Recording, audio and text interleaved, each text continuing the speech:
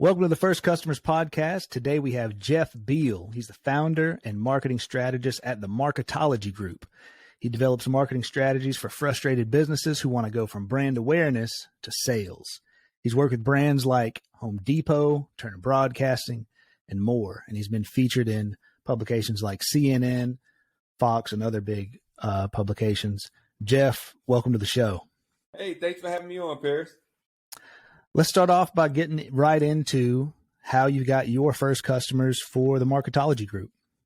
Well, first customers, actually, a lot of people will say, well, I don't know how it happened. It just happened. Really, it was a referral. Okay. Doing work with companies. At the time, I was working at an agency, and they were like, well, our agency isn't going to be able to take on this customer. So we know that you do good work. Would you like to take this on moonlighting? So That's how I got my first customer. Well, that was very generous of the agency, because I know some companies will have a policy like you can't do any work with clients, or you can't do side work in the same industry that, your day job or that kind of thing. Okay. So they connected you with that customer. Maybe talk a little bit about why they trusted you with that. Well, the beautiful thing is, it was kind of in the same work that I was doing anyway, and this customer couldn't afford the agency. So since they, couldn't afford the fees, they said, well, we don't really want to turn them away. We know that they can be helped. Gotcha. And see, I was different than most. Most people say, don't tell your job that you have your own business, or don't tell your job you're starting your own business. I was very transparent. I was like, nah, this is something I'm doing. I'm working here, but I also have my own, and I'm aspiring to keep my own, not just a side hustle. I never called it a hustle. It was my business. And so I built a relationship with my superiors, the CEO, the vice president, directors. They all knew me. We all were, very cordial and friends. And so just one day they were like, this client, they won't be able to work with our company because they're a little smaller than what we usually take on. Would you be interested? And of course I was like, yes, definitely. And it was an easy transition because I was already talking with them in the pitch process. I already knew what they needed. We already offered it. It was pretty much what we offered anyway. It's just that their price point, their budget couldn't afford the agency price. Right. All right. So that is how the first customer came in. What about maybe the first few after that? And are you still working at that other agency, or are you full-time on the market? No, that was a long time ago. Okay. So yeah, I'm currently just working with my own business now. Nice. And over the time, it's funny that you say that. I was thinking about that today. How do I get the majority of my customers? And the majority of my customers were the same way. I knew somebody that was an executive at a company. That executive knew somebody that needed help. And they said, hey, this is the person you should talk to. And the introduction was made. It's funny, I do marketing, and marketing is what I help businesses with. But a lot of the business that you get, depending on your type of business, may come from just relationship building. So marketing is more than just pitching them on a product or service or some magical marketing message. It's relationships, and those relationships may not be with your exact customer or prospect or lead. It might be with somebody that knows them that can refer you the business. Yeah, that's a good point, because I think in marketing and sales, a lot of the time that's the main focus is you got to get those leads. You got to connect with the target audience directly and get those leads from that source. But yeah, that's a good point, that just having good relationships and good reputation in general can lead to leads and sales that you weren't even going after directly. Yes. And it has a lot to do with your business model. So for my business model, I work very hands-on, hand-to-hand with my client, helping them build out their strategies. So it's a service base. Now, if I was in retail, let's say I was selling pictures, or shirts, and it was in volume, that might not work as well.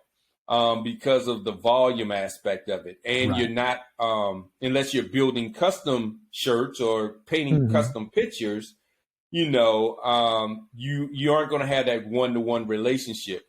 So it depends on your Right. business model. But That's a good for point. certain ones, yeah, referrals help a lot.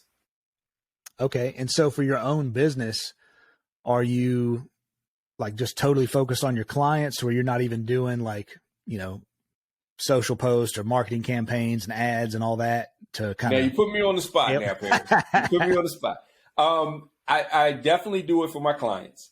I don't do it as much for myself as I should. The cobbler's kids have no shoes. Exactly. I do work on it, and as I have time, I put out stuff, and sometimes I'll employ VAs to help assist me with doing it. And I love playing with automation. I even have my fact checkers. I have my fact checkers that say, "Hey, Jeff, I saw your post, and I know you didn't post it." So I've been doing a lot of playing around and testing with AI and testing with automation. I basically build out automations. So I do a lot of testing on my own with automation to see what works and what doesn't work. So when I'm working with clients, I can say, well, I don't think this is going to work because I tried it on myself. But yeah, as far as like for my own, I do a lot of testing when I'm trying to generate clientele. That's relationship building. It's still I would say probably 80 to 90% of my business comes in from the relationships I built. From the marketing aspect, I do generate some from that, but most of it in my case comes from our relationships. Now, in my client's case, a lot of it comes from the marketing that's being done, but a lot of them aren't strategists and consultants either. So they are not one-to-one. It's more of a larger audience. I think that's a really good point that I don't think we've really clarified on other podcasts, but considering the business model and that one-to-one versus one-to-many, and that determining kind of the style or the strategy for your approach to marketing and generating leads. So how do you go about building relationships then? That might take you like some kind of backing up into, maybe some of your personal history or whatever, but how do you approach building relationships? Or is it just, you just naturally live your life and they kind of happen? Or a lot of beer, Paris, a lot of beer. Now, is that what it is? It's just being very transparent and authentic, just building friendships. A lot of the people that I talk with, they're really down to earth people. I've had a gift, I guess, that I don't look at people's titles as a superiority or inferiority. So whether you're the janitor or the CEO or the owner, I talk to you the same way. I approach you the same way. So I've had the privilege of making friends and having personal phone numbers to a lot of people that they say, you can't talk to them. They're your boss. They're the CEO of this company. And I've had the privilege of we have conversations. We might go out and get a beer, might go out to a restaurant and have a beer or have lunch. And it's really personal. We do talk business sometimes, but that's because that's in our nature, our DNA. I talk business all the time. So when I have friends that tell me, I didn't know that's what you do, I'm like, you're not really a friend because I talk business all day, every day. So obviously you're not listening to what I'm talking about. But I mean, business will come up, but it's not a phone call like, hey, Paris, I need some business. Do you know anybody? It's more of, hey, Paris, how things down there in Alabama, man? Are things going all right? Blah, blah, blah. And then all of a sudden something might come up and you might say, well, I know somebody that's opening up this business. I'm like, really? So what they plan on doing as far as marketing? I don't know. Let me find out. Next thing you know, a referral. So it's not really, I've tried to be I've tried to have messaging, go out and say, hey, do you know anybody? Those don't do too well. They usually don't. Yeah. It does come across. The funny part is on social media when you see those kind of posts like, hey, do you know anybody who needs anything? It's like, well, maybe, but Yeah. this isn't how Yeah. you. It's funny. Yeah. The ones that work the best for me is just been the phone calls of, hey, how you been? Okay. And next thing you know, we start talking, and naturally, I'm gonna ask, how's business down there? How's the podcast coming along? And naturally, you're gonna ask, how's business? Well, Mm-hmm. business is okay, could be better. Yeah. And Yeah. next thing you know, the brains start working, and we both start thinking, hey, this might be a good guest for your show, and this might be a good person for you to help, and Yeah. so forth. Yeah. Okay. So what about being a part of different groups or communities or uh, organizations? Do you like kind of strategically get involved, or are you involved in different types of organizations?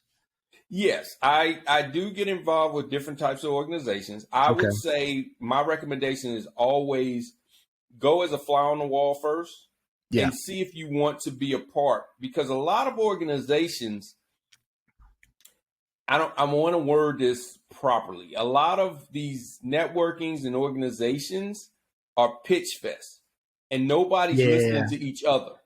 They're just All the steady telling salespeople you. selling. Yeah. Yeah. And so it's like you're not going to pick up any business because everybody's there to pick up business. So I tend to like to, if I am a part of those, be the talker in the front of the room, hold workshops, hold Okay. webinars, things of that nature where I'm speaking to the crowd. And then as I meet people, I try to have a more personal connection with them outside of just business. So we can see, a little bit about each other, and then not always be on the guard of somebody's trying to pitch me some business. So that's the one thing that I've found has been a challenge with a lot of organizations. Either the organizer is all about pitching what they have and nobody else in the organization can pitch, or everybody's pitching and nobody's catching. So Yeah. Yep. Yeah. That's been my experience as well. Being it, I know there's like BNI groups. I think yeah, that's a popular one, that kind of thing.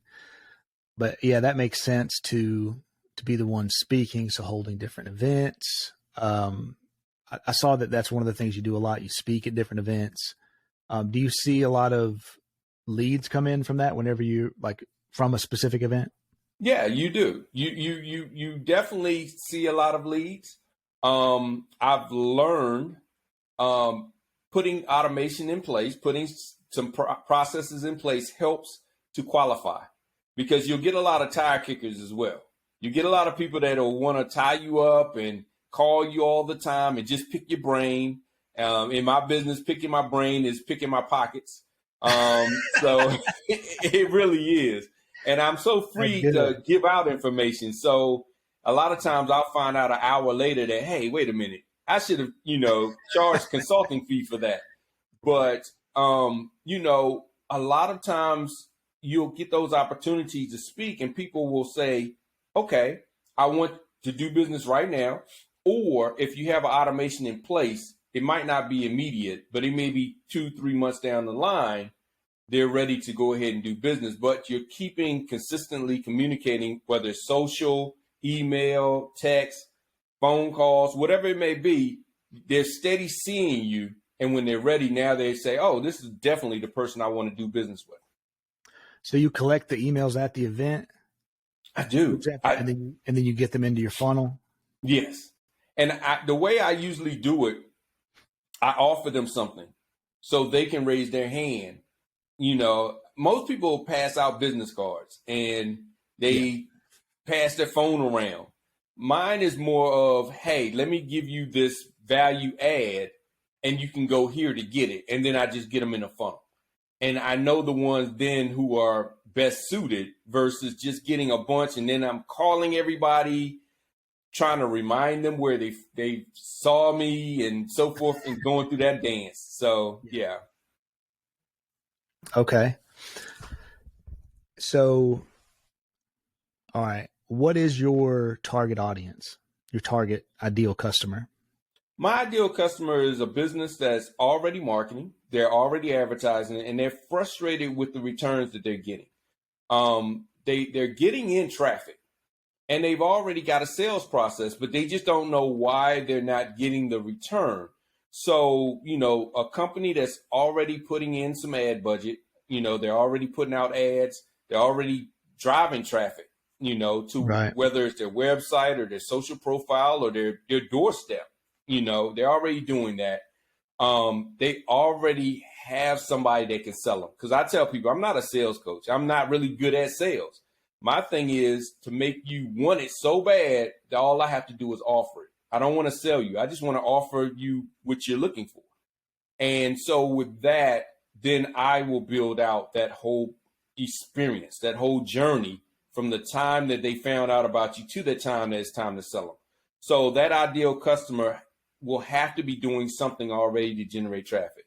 I used to try to help a lot of companies generate traffic, but that has been a hurdle, really it's a stopping point, because they get so focused on how we're generating leads. Let's do Facebook ads, and they get so focused on the feature, the Facebook ads or Google, that they miss the whole point. And so I used to offer that as well. But the problem was I then became, instead of a strategist and automating things and optimizing, I became an employee that was just doing ad management and SEO. Okay. Yeah. And so because they were so focused on, we need to drive more, and, sales is all about the numbers, right? So they say the more you drive, the more, but let's look at it like this. If I can get 10 people and I can close 5, it's better than me having 500 and I only close 5. And you say, well, you're still closing 5. Well, here's the thing. With 10 people and 5, my resources of my labor, my resources of talking to people, although the money to get those 10 is a lot less than the money to get the 500. How many people I have to talk to in that 500 that aren't a good fit, so I'm like, let's go ahead and streamline it, make it really lean, but we know who we're talking to. We know what they want. We're offering it. We're giving them a good user experience versus saying, I'm just going to generate you a bunch of leads. I call it, I say it's Ben. You're trying to sell Ben a Benz, but Ben is 10. Now, Ben might want a Benz, and he might love a Benz, but Ben is 10. And I can get you 1 million Bens, the BENSs. Yeah. But they're not going to buy any Benzes, because they can't afford it. They're not of age to buy one. So we get so caught up in traffic. And my thing is, let's get the right people, give them the right offer, take them down the right journey, and then you can sell Benzes all day, because now Ben's 25 and has a job and he wants a Benz and he can afford it. Right. Okay. So you're working with more established businesses, not as much interested in people who, hey, I've got an idea and I need to get started, that kind of thing. So you can help scale up established businesses by, sounds like, automating some like lead qualifying steps, their marketing process, instead of just sending the 500 leads straight to the sales team. It's like, well, let's push those 500 through the kind of automated filter, self-select. Exactly. Okay. Well, that's good. All right. So let's talk a little bit about your background. Where'd you grow up? And when you were growing up, did you do any sales related stuff, or have to sell like candy or fundraisers or anything like that? I wish I was. I mean, I grew up in Virginia. Okay. And wasn't an entrepreneurial household. The very traditional, go to college, go get a good job. So I did the whole college graduate, master's degree, first one on both sides of my family, did the corporate America, went up the executive ladder, that whole thing. So that was my previous life, my previous background. Always wanted to be an entrepreneur. Always had an itch. Only had a couple of family members that were entrepreneurs to model after. So went to the military. From the military, did that, served in the Air Force. While in the Air Force, I found out that I was going to get out and have a dead end dead end career. I was in ammo. Okay. So you can't put that on your resume. So what did you do in the Air Force? Well, I work with missiles and bombs. Right. And like, yeah, no. Doesn't translate to a civilian job very directly, huh? Exactly. Yeah. So, and this was back in the time when I got out was in like 96. So this was the time when the quote going postal was a real thing. So you definitely wasn't putting that on your resume that you was in ammo. Gotcha. So while I was getting out my last year, I started working on their website. Now, this was way back. This is when front page was the thing. That's before most people even know. HTML and front page was the thing. So I told them that their website sucked. They had a symposium that they were doing. So they said, well, if you don't like it, build a better one. Now, this is a build a better one on your own time with no extra pay. So it's like build a better one. So that's how I got into web design. So you were at the company, you'd gotten a job at a company. No, I was in the Air Force.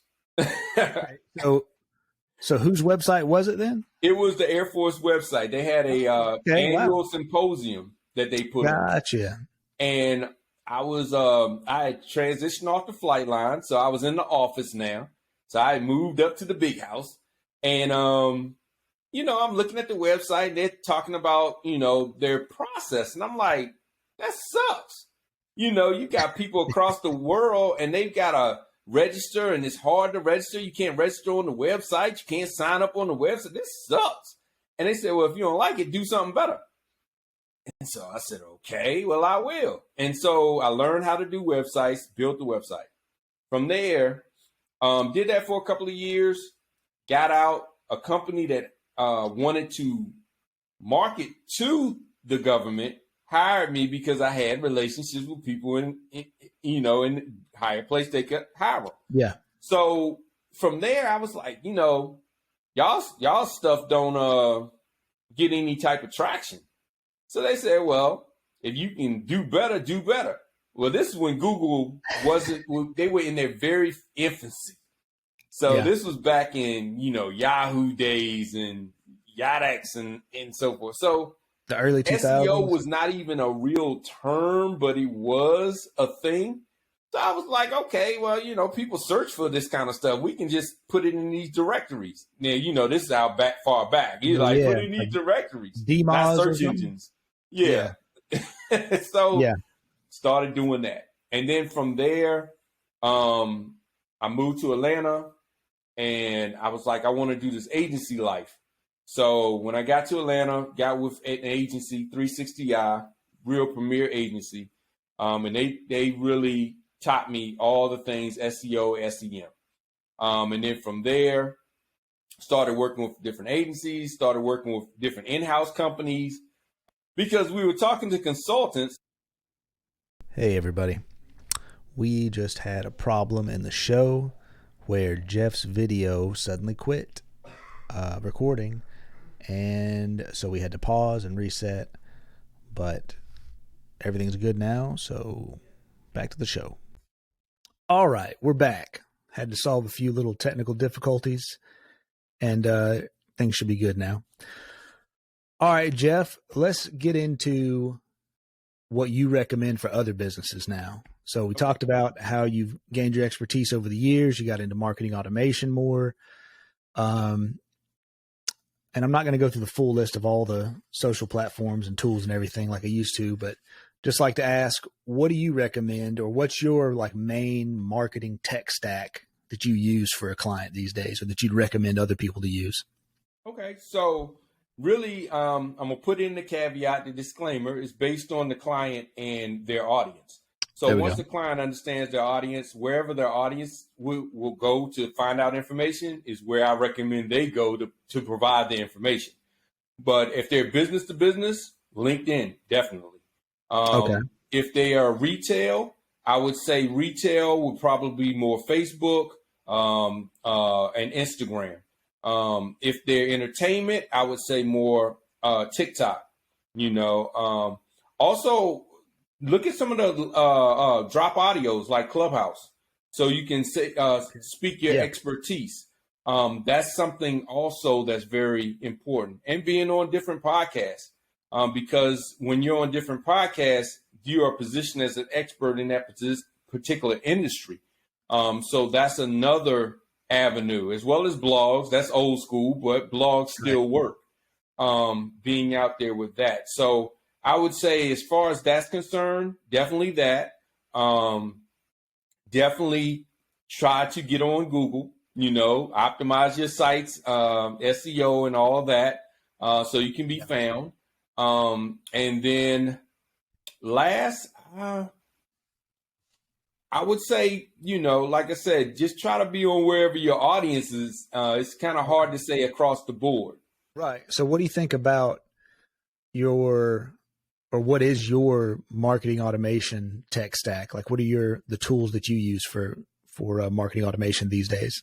Sure. So I use, in automation wise, I like Builderall.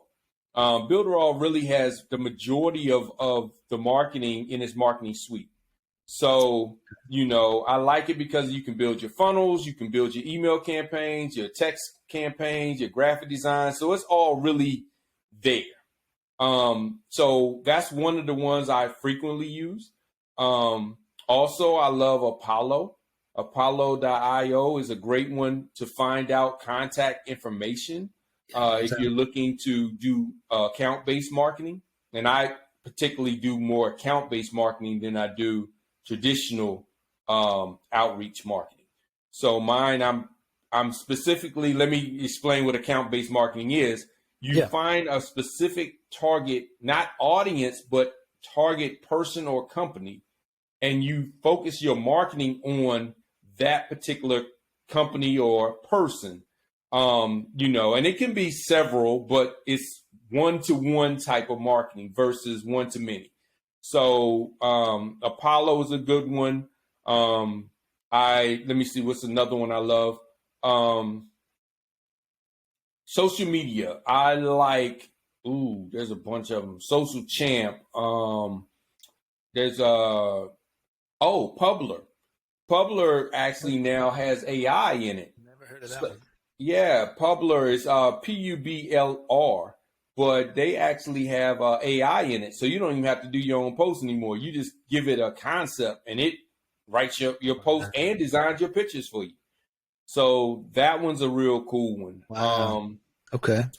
So yeah, there's so many. I'm a app junkie, software junkie. So I like playing with a lot of them. Okay, cool. So it just depends on the client as far as what kind of mix of tools you might use for a given account. Yeah. And I tell people, do the ones you're going to use. I mean, I might let's use email marketing. I might like I used to love HubSpot, but some companies wouldn't use HubSpot, even though it's very powerful. They'll like Infusionsoft, or they'll like MailChimp. And so the thing is, instead of trying to force them to use something that they don't want to use for one reason or another, use the one that they're going to actually use. I had one company that used Active Campaign because they liked the colors.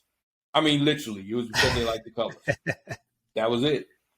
It matched the company brand colors. And I was like, what does that have to do with anything? But that's the reason they would want to use that software versus some of its competitors. Right. All right, let's do a little scenario game, or kind of theorizing here. So I'm just going to give you maybe a type of company, okay, and their goal, and you can kind of hypothetically give a little strategy or how you might approach their situation. So one of the projects I'm involved with is in the trucking industry, and so we help trucking companies find more truck drivers, hire truck drivers, because that's a high turnover. So let's say a trucking company starting out, a new trucking company, they're wanting to grow, they're wanting to hire more truck drivers. They can get those in the form of, applications or leads from forms or whatever. But what would you suggest for that kind of a company? Okay.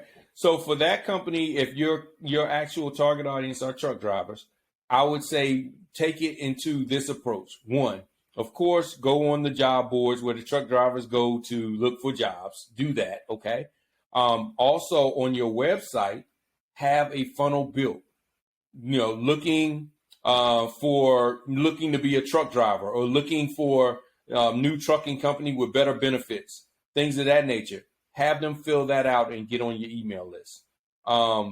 Then with your job applications, instead of having the traditional job application that just takes them through name, address, this, that, and the third, have some qualifying questions, and then send them as another thing, send them to some sort of landing page, some sort of funnel, or export those people into an email campaign that puts them through a process.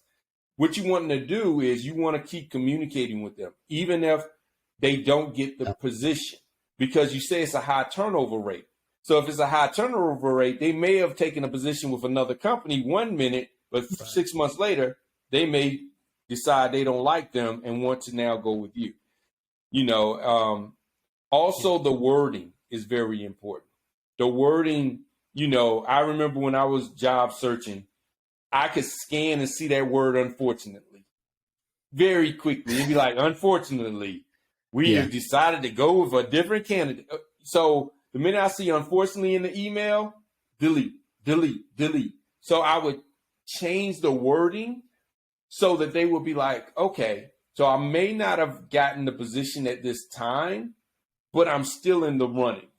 I'm still, available. So you want to keep them in your communication stream.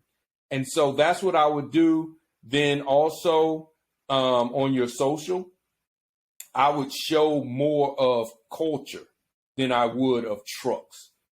Majority of your competitors are going to just show trucks, and they're going to show we're hauling here and we're doing this and that. I would show we are family. We're culture. We have fun when we truck. We do this, we do that. We have dog day. We have this day and so forth. So people are like, I want to work for that company because I want to be a part of that culture more than the pay. Because some people will take less pay because it's a better company. So that's what I would recommend in regards to that. And then, of course, as you're doing it every, 6 months, just follow up with everybody. It will be in your automation. You don't have to physically follow up with them, but just, hey, how things going? You still on the road? What's going on? Ask them the questions they want to know. Had your truck broke down? And what happened? Did the company just bail on you? Did the company, do you have a fleet card, or the company making you come out of your pocket and show receipts and get reimbursed? The pain points these truckers have.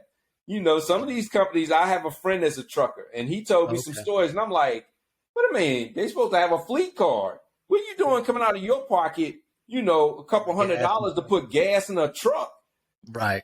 And then hope to get reimbursed, which he's actually taking them to court because they're not reimbursing him. Wow. And it's like, they're a trucking company. They're supposed to have a fleet card. You don't even supposed to worry about that kind of stuff. So those are the type things where you can retain more employees because they're like, I don't have to deal with that with this company. And I'm working with this company over here, which may be willing to pay me the same amount, but I don't trust them. I don't know how they are. This company seems so fun to work with. And that depends on if you're dealing with old school truckers or you're dealing with new truckers. Because the new younger truckers, they're in the travel, to have fun, the experience, the adventure. Old school truckers, they're like, it's a job. I just go to point A to point B. I'm not stopping. I'm not, new school truckers be like, hey, can I take a break? I'm going now to New York. Can I maybe take a day to experience New York, or do I have to turn around and come right back? That type of thing. So you can say, hey, these are some of the advantages. So that's what I would recommend. That's good. No, I appreciate that. I was figuring you knew somebody in the trucking industry because you were getting really specific about some of the pain points. Just talked about this last about 2 weeks ago. Yeah, his truck broke down. He had to have it towed from Tennessee. And okay. Then the company wanted to play games. We're not going to reimburse you for this. We're not going to help you get the truck fixed. Da, da, da, da. And it was a headache. And I was like, man, I didn't know you went through that, because you're going through a company. They have insurance, right? They have warranties, right? Why do you have to worry about how you're going to get it towed? How you're going to get it fixed? How you going to pay for the gas?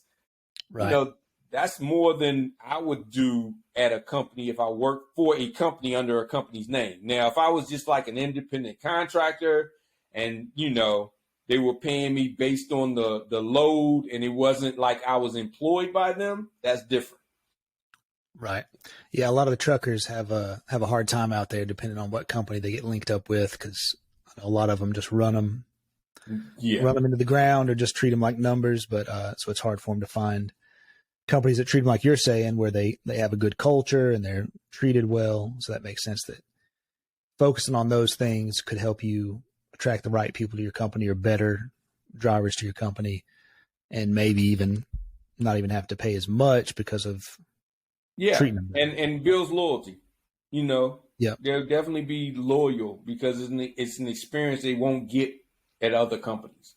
And that's the reason a lot of people work at Google and Facebook. The experience. You can go take a nap at Google. I mean, what other job actually has nap centers where you can literally go take a nap? You know? Right. Yeah. Well, now that there's a lot of remote work. We triggered I triggered my Google. He's like, look, they were talking about don't give the company secrets. That's great. Awesome. Well, this has been good, man. I appreciate your insights and being on the show today. I think we covered a lot of good stuff. And if you want, maybe take the last few minutes here and just act as though you've got a target audience that might be interested in your services, and just give the kind of pitch for what you do. And if you got any books or any other thing, anything for sale that you want to promote, have it. Okay. Well, I mean, if anybody is looking to help automate and optimize their marketing, feel free to reach out. It's Mr. Marketology on everything, MrMarketology.com, as well as socials. I also give out free marketing assessments. So if you want an assessment and see if we're a good fit, because I believe in having win-win-win situations.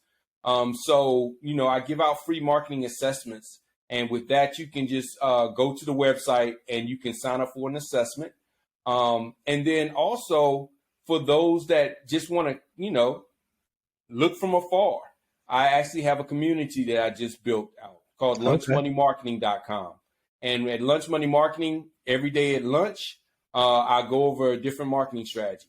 And we'll just talk about it, how it works. Some you've heard of, some you may not have heard of.